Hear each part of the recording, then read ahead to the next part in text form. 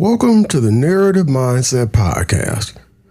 If this is your first time tuning in, feel free to go back and view previous episodes when you get time.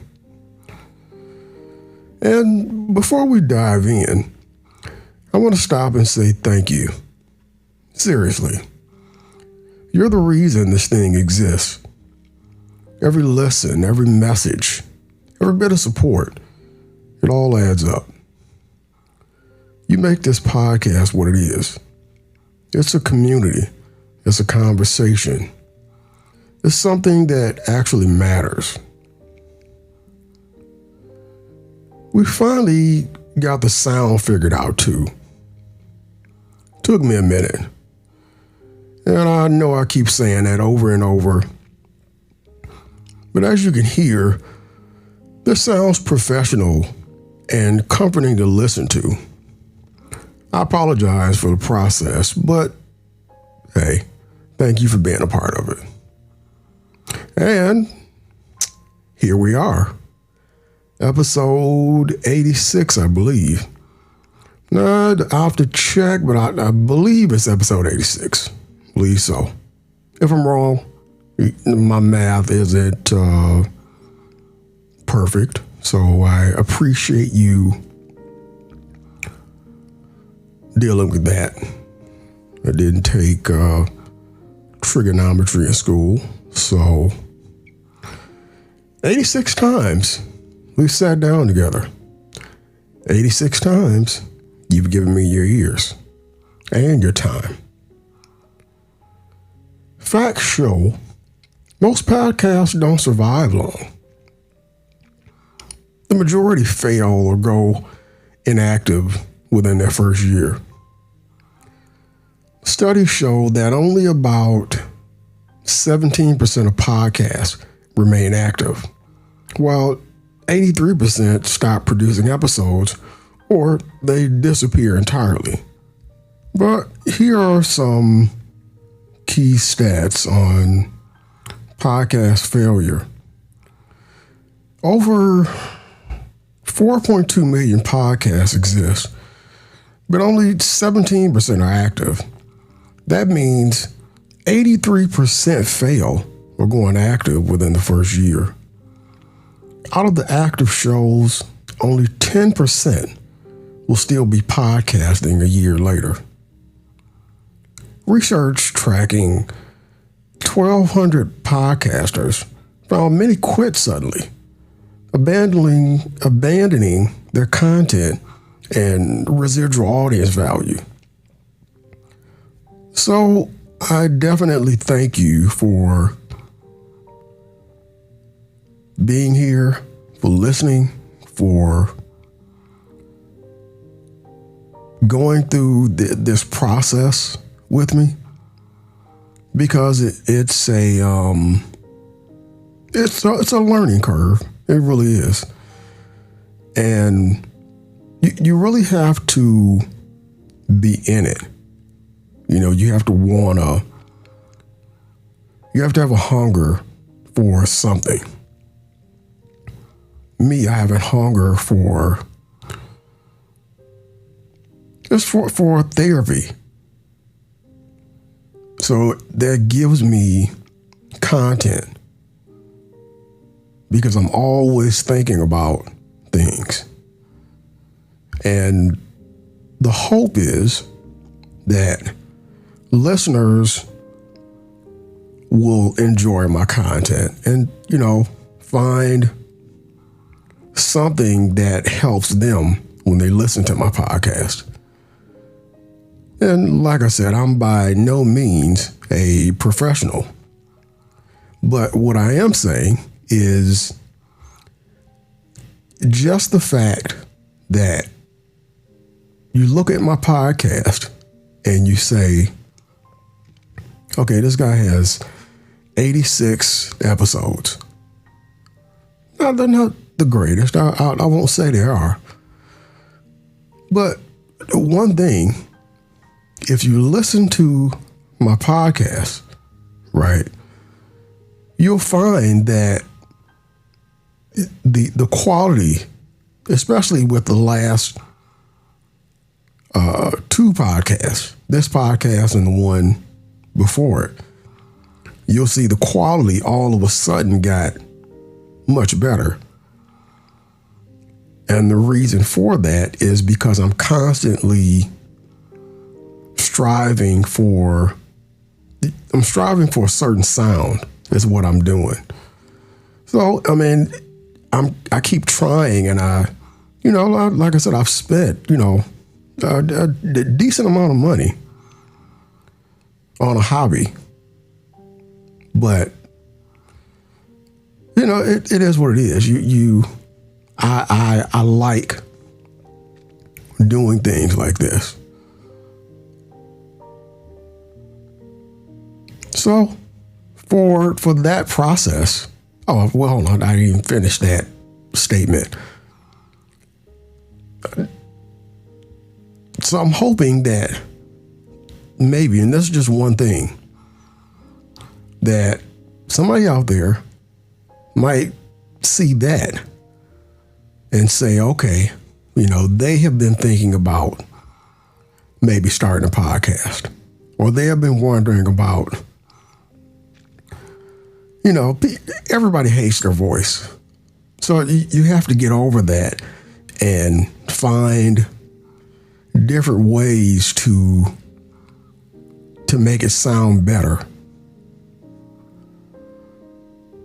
And there's different programs and different things that you can do.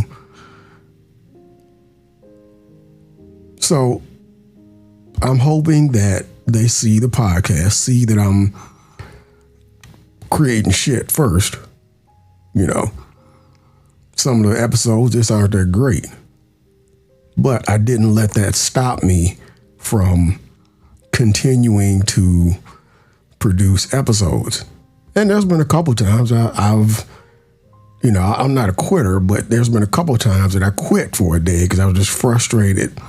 And those are, unfortunately, the maybe 1 or 2 days that I don't record an episode. But thankfully, I'm not a quitter, so I always get right back up on that horse and,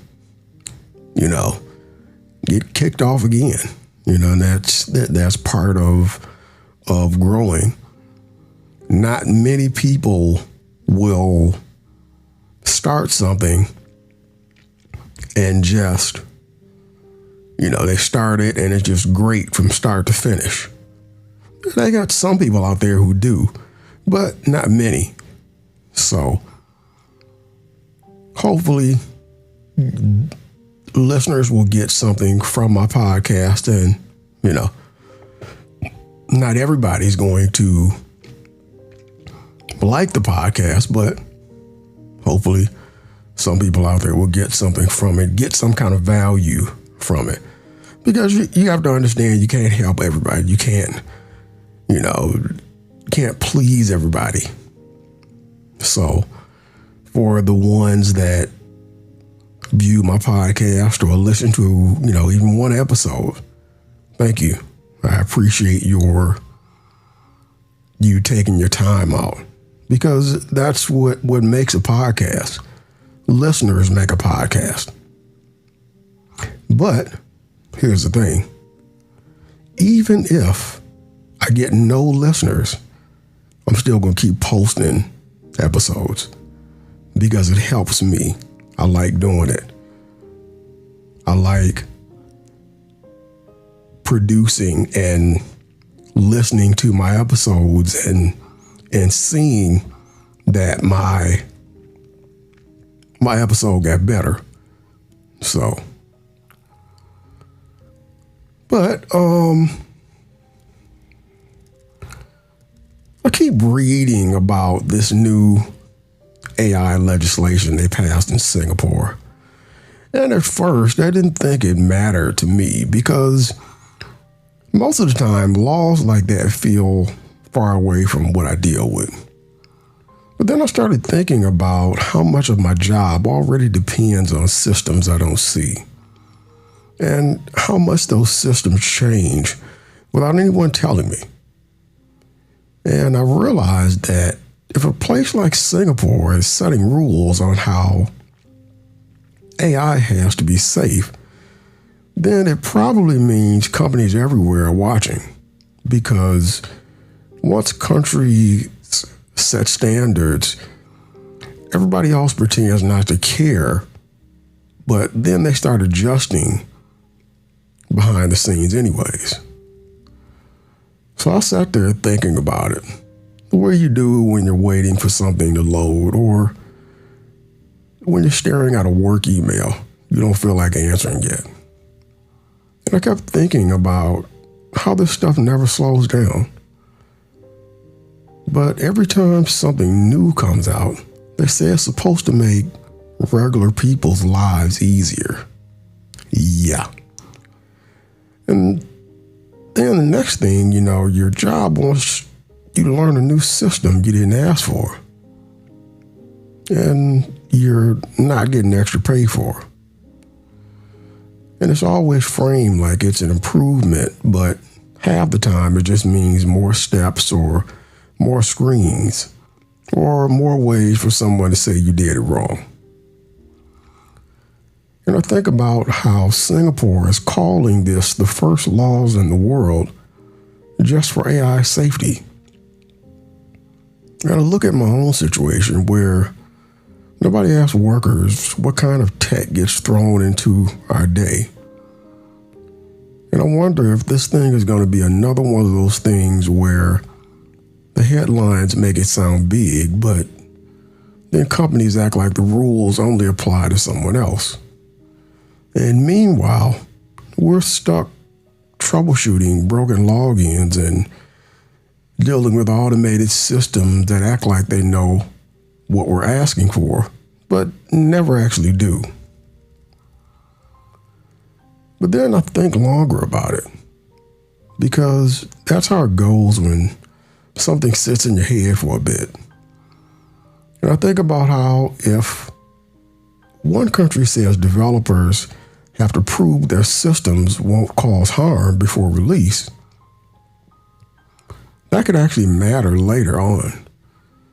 Because if the companies actually have to document what their systems do and how they behave under stress, then it might eventually reach the point where people like me don't have to fight with software that breaks in the middle of a shift or cuts off mid-task or sends you in a bunch of loops. But I also know that the people writing these laws probably aren't the ones waiting on hold because the automated support bot misunderstood a simple request. And they're not the ones staying late because something glitched. And they're not the ones dealing with customers getting mad because the systems on our side did something unpredictable. So part of me thinks this might be one of those things that sounds stronger on paper than it turns out to be in practice. But then I stop myself because that line of thinking never leads anywhere productive. And I don't want to just assume it all ends up the same as usual. Then I keep going because once a thought starts rolling, it doesn't really stop until it finds its own ending. And I think about how AI is involved in hiring now. And some places use it to screen applications before a human even looks at them. And that part gets me more than the workplace tools, because that's the kind of thing people don't talk about loudly. But we all know it's happening. And if a law somewhere requires proof that these systems are safe and fair, then maybe that could stop someone from getting overlooked because some scoring system didn't like the way their resume was formatted. But then I remember that every time they say a system is fair, it still ends up doing something biased anyway. And then we find out later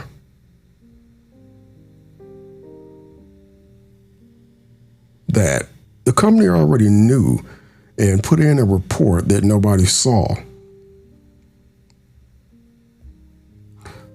until someone forced them to release it. So I wonder how much a law can really fix that tendency.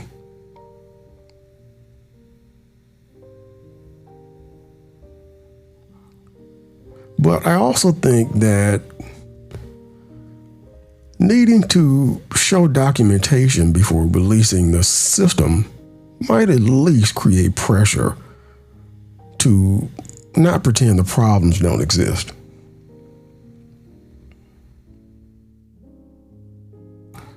Then I drift back to my own day-to-day because that's how these thoughts usually circle around. And I think about how tools I use at work are already partially automated. And sometimes the automation helps, and sometimes it gets in the way. And if the people developing them had to follow rules to keep them from glitching out or misdirecting things or losing data, then maybe the stress gets lighter. But maybe it doesn't. Because companies don't always update systems, even when they're supposed to. And half the time, the version we get is outdated before it even reaches our screen. But then, if global standards start forming because one place decided to be the first, then eventually companies won't want the trouble of making different versions for different regions. So maybe we end up with better systems by default just because it's easier for companies to follow one rule everywhere. And even if that isn't the reason they do it, the result is still better tools for people like me. Then I think about how this all fits into the bigger picture of work going forward and how AI isn't going away and how everybody keeps talking about automation taking jobs, but nobody talks as much about the jobs that stick around but get harder because the tools don't match the reality of the tasks. And maybe laws like this force someone to actually test these systems the way workers use them, instead of ideal conditions that never exist. But then I circle back again to the same point I started with, which is that this all sounds far away until it isn't. And the stuff that starts in places like Singapore tends to ripple out, even if slowly. And even though I don't expect my workplace to suddenly change because of an article I read, I still think about how the world shifts one quiet rule at a time, and how workers never get asked about the things that most affect our routines. And if this is the first step towards someone actually taking the risk seriously, then maybe that matters long term. Then the thought kind of tapers off, the way long thoughts do once they've run through every direction they can take. And I end up back at the simplest part of it, which is just me noticing that something big changed in the tech world and wondering how long it'll take before the effects show up in the small parts of life where regular people actually feel it. And then I keep thinking about how even when rules exist somewhere else, they tend to creep over it anyway because companies don't want to deal with multiple versions of the same tool. And if Singapore says you have to check an AI for bias, for safety, for language, for translation, for real world conditions, then someone eventually makes that the standard for the whole operation. And maybe that affects us even if the law doesn't apply here directly. But then I think about how long it takes for that to happen. And it's always slower than they claim. And then I remember last year when an update broke half our scheduling system. And nobody could figure out why. And I spent a shift typing codes by hand. And the supervisor kept walking past, and then I realized that even a safe system can still mess up if someone ignores it or doesn't follow the procedure. But then I think that at least if someone had documentation or proof of testing, maybe they'd have a guide. And maybe it wouldn't have been as messy, but maybe not. Because people follow procedures poorly when they're in a rush.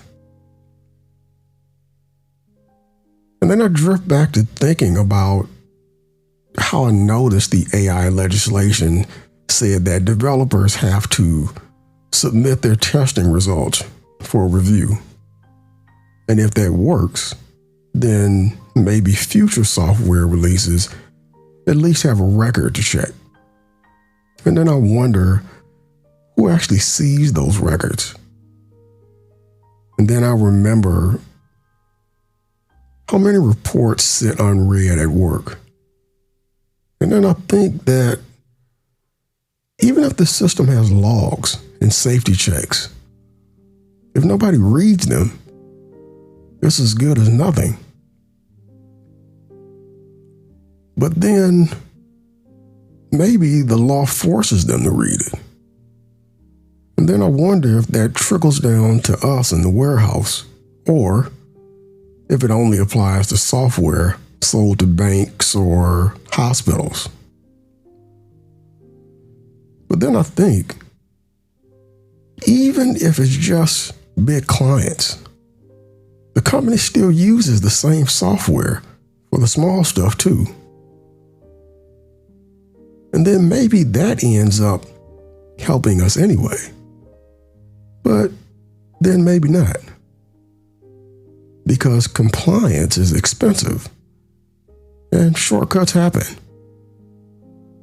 And then I circle back to remembering how many times I've had to call IT because the automated system counted my break wrong or sent an alert at the wrong time.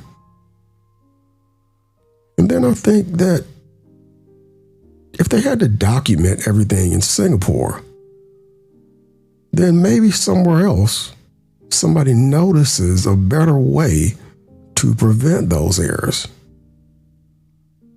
And then maybe we benefit indirectly, but then maybe not.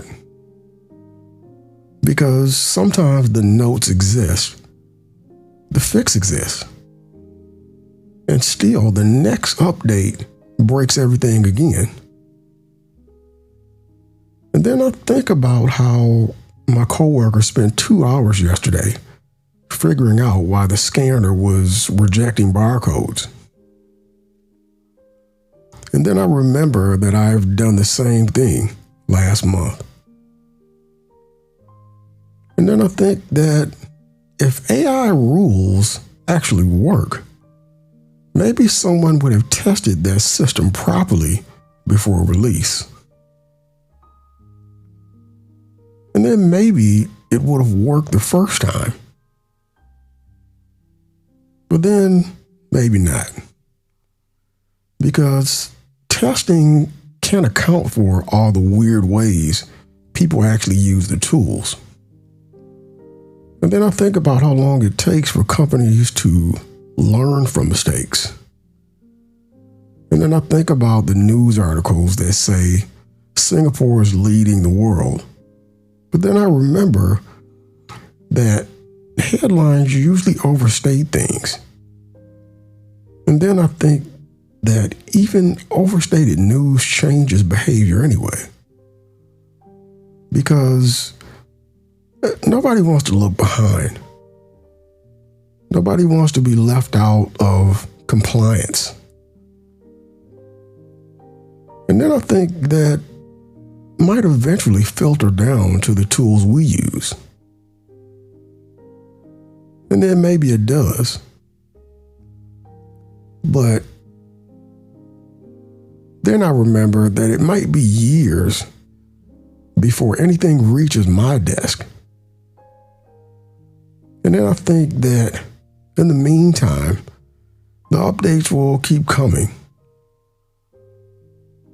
And then the system will keep breaking. And then the procedures will keep being ignored. And then maybe one day, the records will help. But then maybe not. And then I think about how we keep showing up anyway. And then I think that maybe that's the only constant. And then I drift back to the legislation and remember that Singapore is requiring external assurance providers to verify AI systems. And then I think that maybe that's supposed to catch errors before they happen.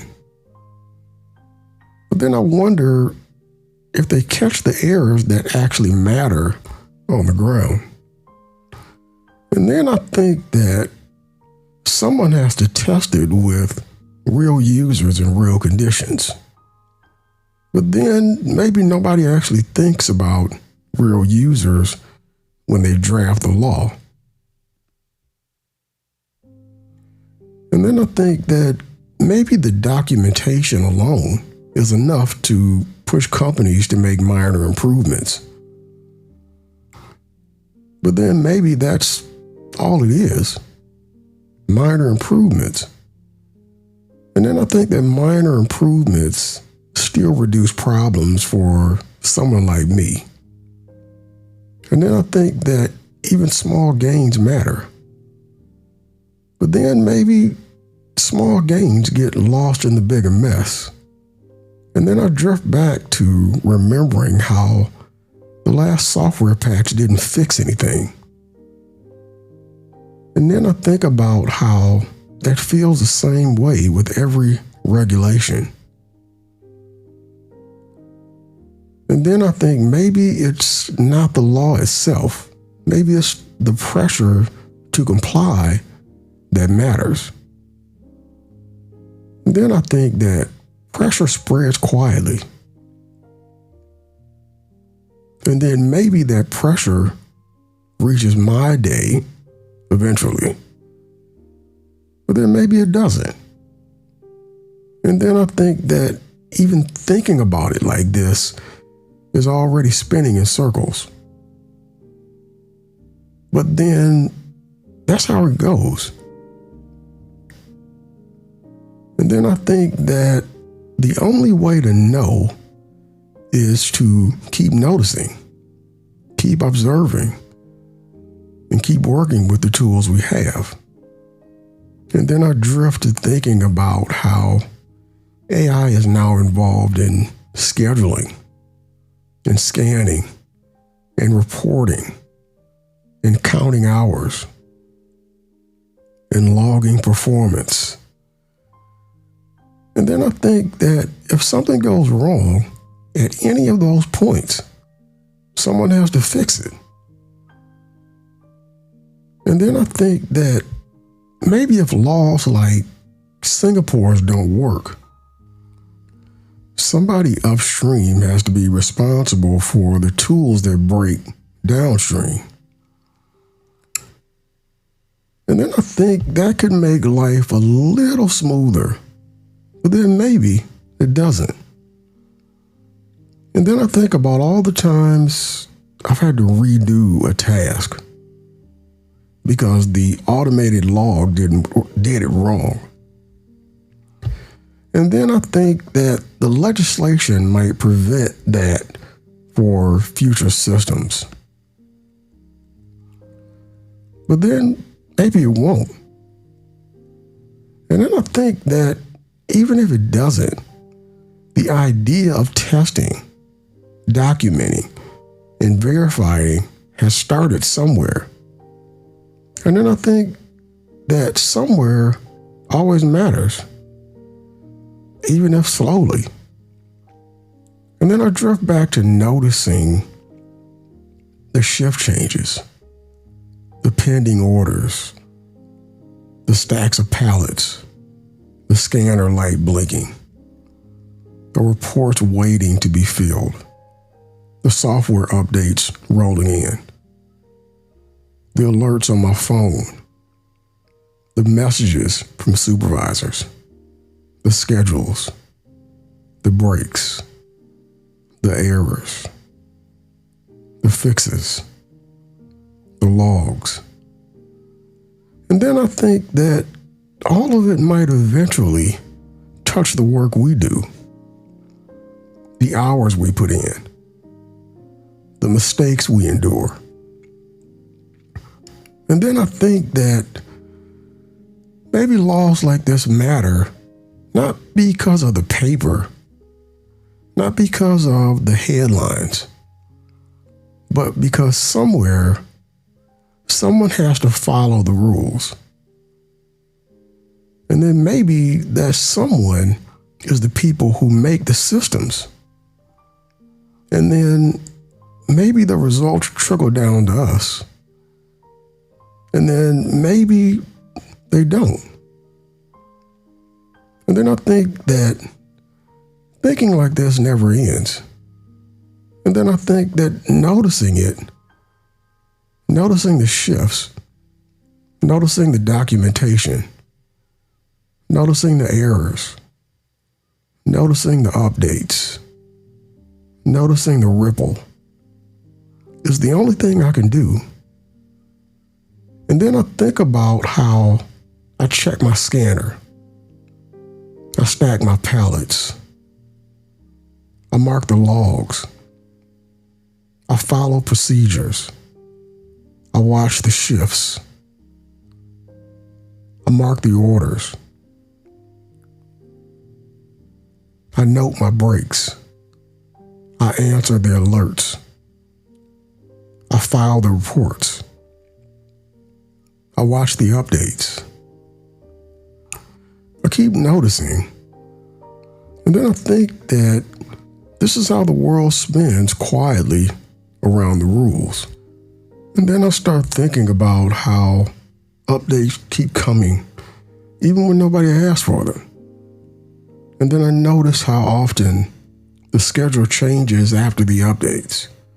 And then I realize that every time the schedule changes, someone has to adjust everything else around it. And then I think about how that usually falls to the same people doing the rest of the work.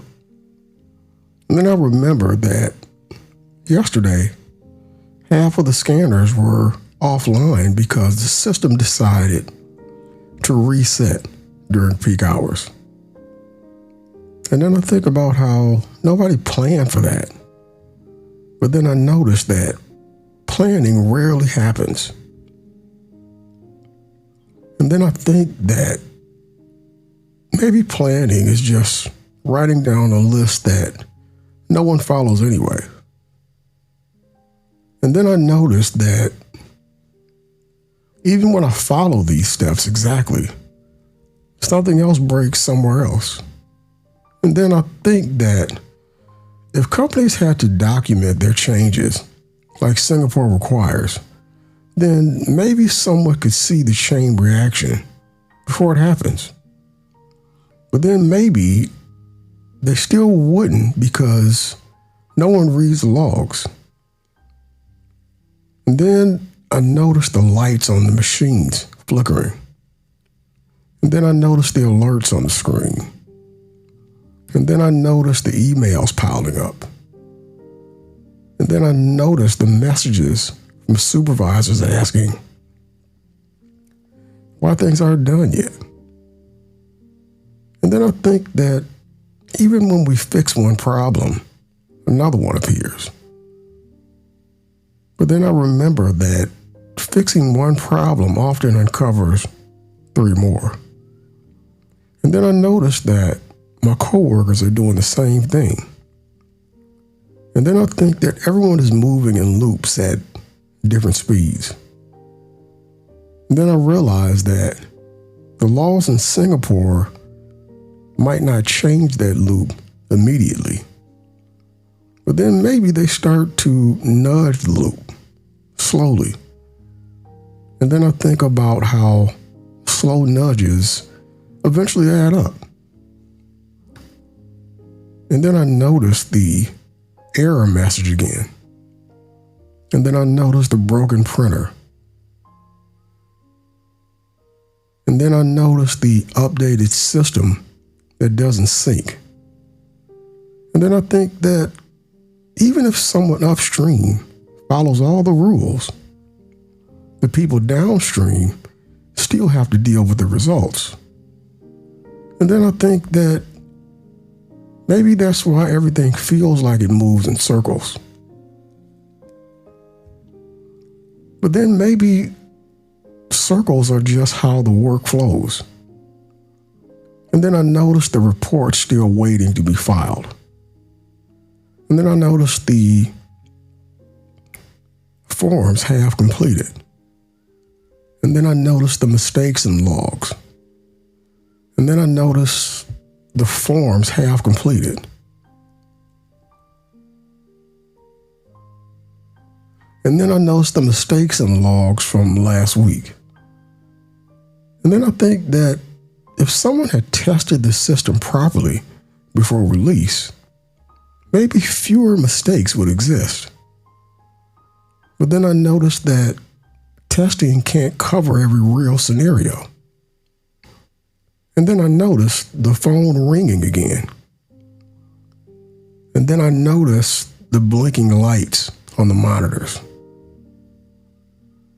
And then I noticed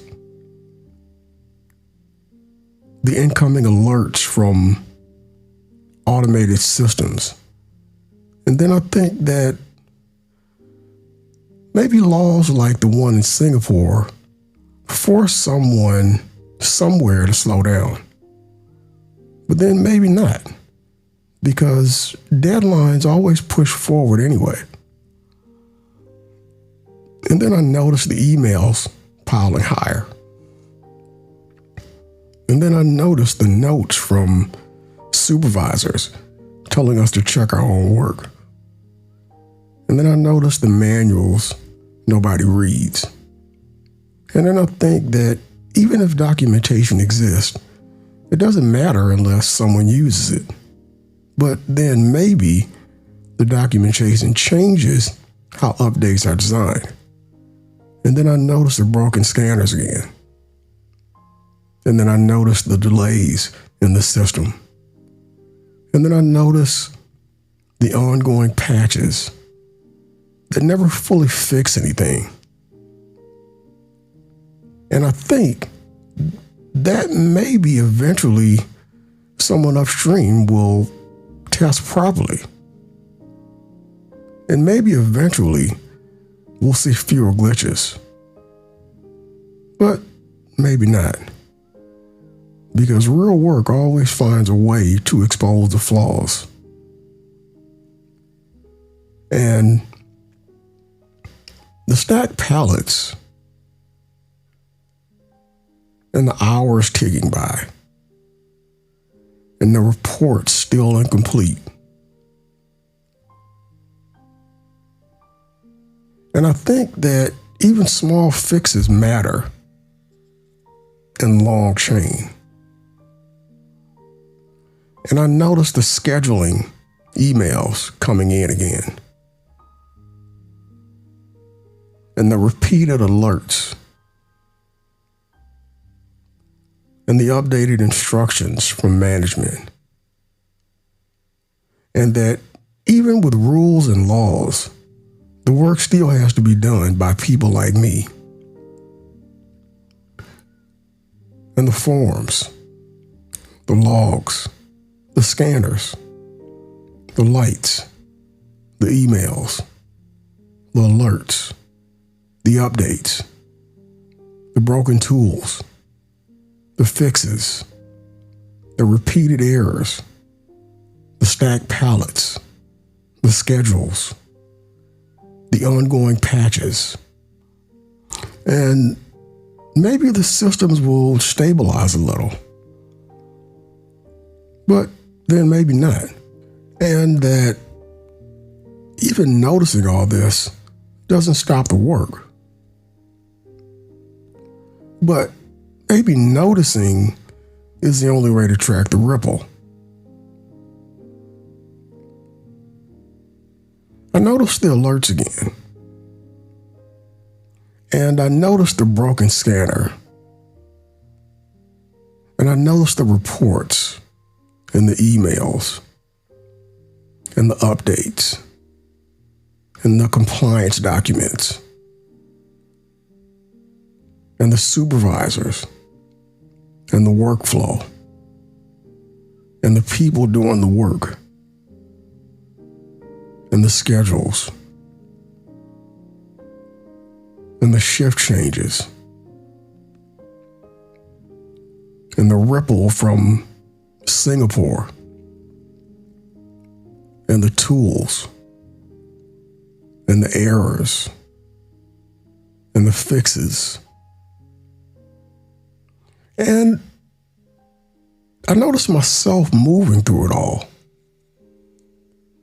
And the work keeps coming. And the ripple might touch us eventually. And everything is happening again. And the scanners,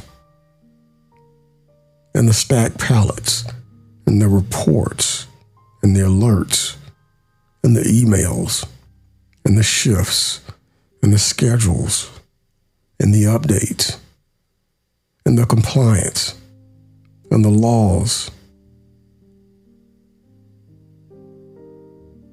and the ripple, and the work moving forward, and the scanners, and the alerts, and the pallets, and the emails, and the reports, and the laws in Singapore.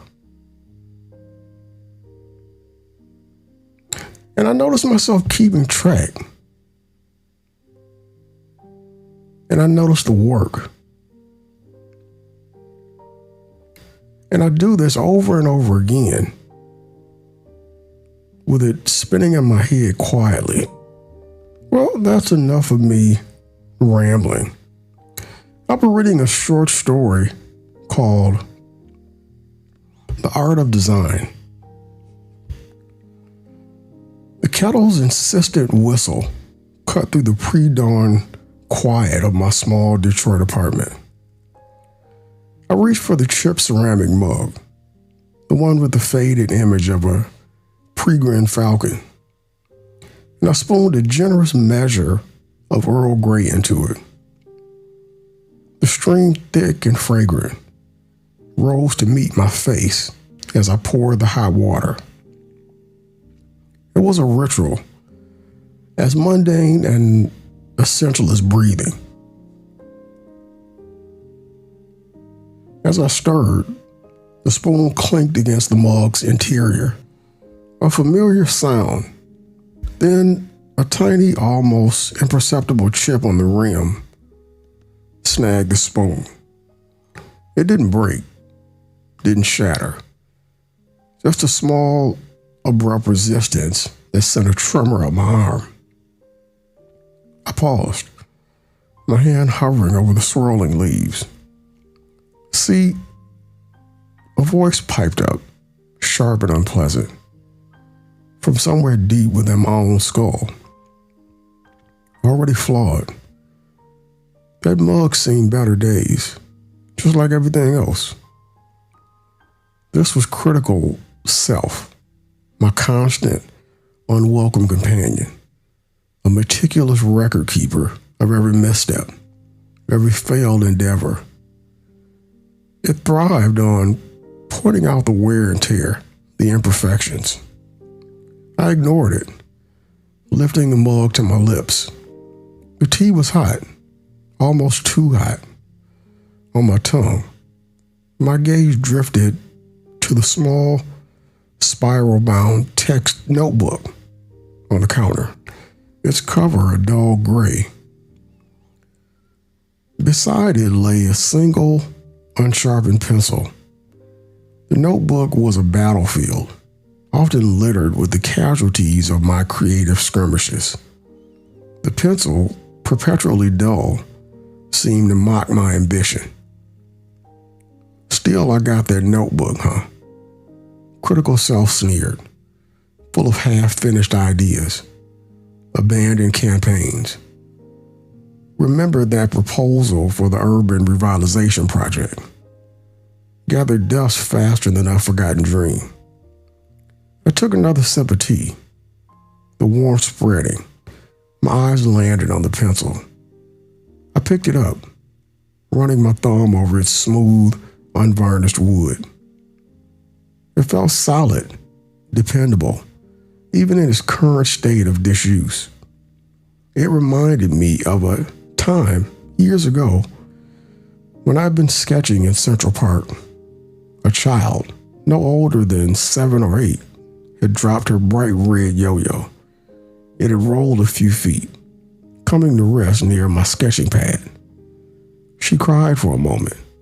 Then, with a determined little frown, scrambled after it. Pathetic, wasn't it? Critical self chimed in, its voice dripping with derision. Crying over a toy, just like you cry over a blank page, utterly unproductive. I remember the child's fierce concentration as she righted the yo-yo. With a flick of her wrist, sent it spinning again. The red disc, a blur of motion, danced and arced. A small, perfect orbit against the green grass and the towering trees.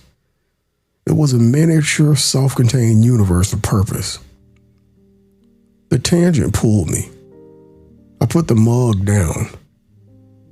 The notebook and pencil still within reach. My mind, a messy, unpredictable landscape, began to churn.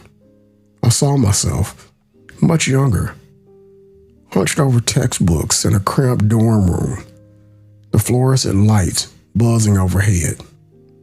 The scent of stale coffee and desperation hung in the air. I had been trying to grasp complex theories, to make sense of disparate ideas, to build something coherent from the scattered fragments of knowledge. Struggling as usual, critical self observed drily, remembering how long it took you to understand that one physics concept. Weeks. Weeks of staring at equations that look like hieroglyphics. And for what? A C minus? I traced the grain of the pencil with my finger. It was a good pencil, a perfect functional object, waiting for a purpose. I thought about the Detroit riverfront. Its revitalization, a slow, deliberate process. Steel girders rising, concrete being poured, green spaces taking shape. It hadn't happened overnight. It hadn't been a sustained effort, a series of deliberate actions, often unseen, chipping away at the inertia. And how many times did you get sidetracked? Critical self scoffed. How many brilliant ideas did you chase down blind alleys? That whole series of digital art you started, ghosted after 3 pieces, or the screenplay that became a glorified collection of character sketches. A faint memory surfaced, the screech of tires on wet asphalt, the blare of a horn. I've been walking home from a late class, the streetlights casting long, distorted shadows. A car had swerved, nearly missing a pothole that looked like a small, dark crater. The driver had shouted something unlegible. It was a moment of abrupt violence, a sudden disruption of the ordinary flow of traffic. See, chaos, critical self declared, sounding almost pleased. That's the natural order of things. You try to impose order, and it always splinters. I picked up the notebook again. The pages were filled with scribbled notes, crossed out sentences, diagrams that led nowhere. It was a testament to the war of design, the internal conflict waged against the forces of inertia and doubt. Then, a different voice, calmer, more measured, began to emerge. It was the faintest echo of who I strive to be. Patterns exist. It seemed to suggest, not as a command, but as an observation. Order can be found. It's not about perfection, but about process. I looked at the pencil lying next to the notebook. It was indeed unsharpened, an opportunity. I stood up, walking over to the small desk in the corner. Tucked away in a drawer, amongst a tangle of charging cables and forgotten keys, was a vintage pencil sharpener. It had a beautiful, almost sculptural design, heavy brass and dark wood. I remembered buying it at an antique shop on a whim, drawn to its solid, functional beauty. I retrieved the sharpener, its metal cool in my hand. I returned to the counter, placed the pencil in its maw, and began to turn the crank. The wood scraped against the blade, a satisfying rasping sound. Shavings curled away, a fragrant wood dust perfume filling the air. It was a small act of creation, of preparation. "Oh, look at you, playing with toys," critical self sneered, getting all sentimental about a pencil, as if sharpening it will magically make you an artist. It makes it ready. The calm voice of ideal self responded. A quiet affirmation, ready for use, for purpose. The pencil emerged, its point sharp and precise. I held it, feeling its potential. The kettle had long since gone silent. The steam had dissipated. The tea in my mug was now lukewarm. I remembered a particularly frustrating afternoon in college, staring at a blank canvas. I had been commissioned to paint a mural for the student union. The deadline loomed, a dark cloud on my horizon. I had spent days sketching, discarding ideas, feeling the weight of expectation crushing any flicker of inspiration. "You froze," critical self stated, its tone devoid of empathy. "Completely paralyzed, remember. You ended up painting that abstract mess in the cafeteria. No one liked it. A complete waste of time and materials. The abstract mess, it was a jumble of colors and shapes that had felt forced. A compromise born of panic. I learned a harsh lesson then about the perils of letting resistance win. My gaze shifted back to the notebook. I opened it to a fresh page. The sharpened pencil felt comfortable in my hand. I thought about the city outside my window, the hum of traffic, the distant wail of a siren. Detroit, a city of resilience, a rebirth from ashes. It was a constant, undeniable testament to the power of persistence, of rebuilding against all odds. That city's a mess, too, critical self grumbled. Scars everywhere, just like you. But the scars were also proof of survival, of overcoming. They were part of the design, the narrative etched into its very fabric. I looked at the notebook, at the pencil, at the chipped mug. They were all part of my own personal landscape, a place where battles were fought, and sometimes, if I was persistent enough, won. I remembered at a time earlier in my career when I began tasked with designing a new logo for a small tech company. The initial brief was vague, the client unsure of what they wanted. I'd spent weeks generating ideas, each one met with polite but firm rejections. Doubt had gnawed at me. They hated everything you showed them, critical self pointed out. It was clear you didn't understand their vision. You never do. The vision was uniform. Ideal self offered a subtle correction. It required collaboration, exploration.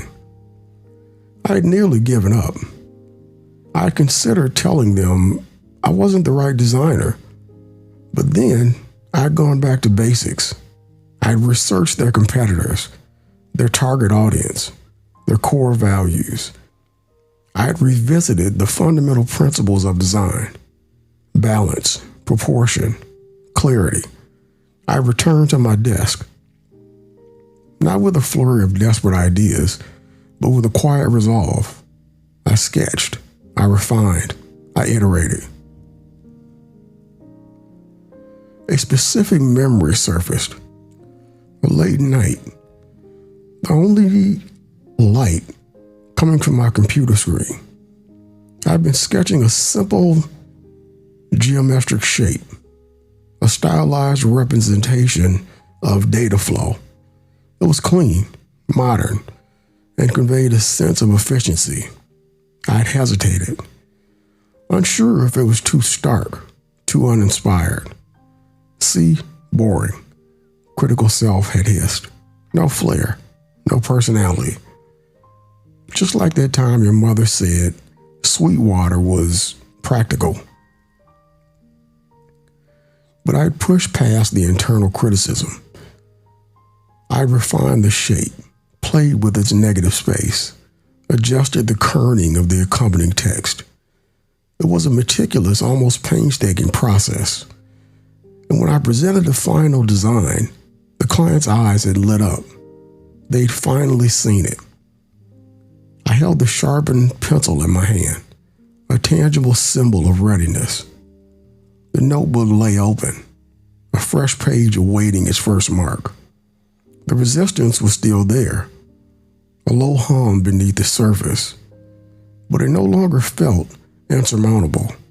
It was just another element to be designed around, another obstacle to navigate. The hustle and bustle of Detroit was a constant reminder of the world beyond my four walls, a world that demanded engagement, that rewarded effort. There were deadlines to meet, projects to complete, aspirations to chase. The internal landscape, the realm of my consciousness, was the primary battleground, and the tools I had were discipline, persistence, and the willingness to simply do the work. I looked at the chipped mug, then at the notebook, then at the sharpened pencil. Each object, mundane and ordinary, held a story of resistance, of doubt, and of the quiet, persistent act of creation. The war of design was ongoing, a constant internal negotiation. But today, on this quiet Detroit morning, the forces of creation felt a little stronger. The pencil was sharp, the page was blank, and I was ready to write. Thank you for tuning in to this episode of the Narrative Mindset Podcast.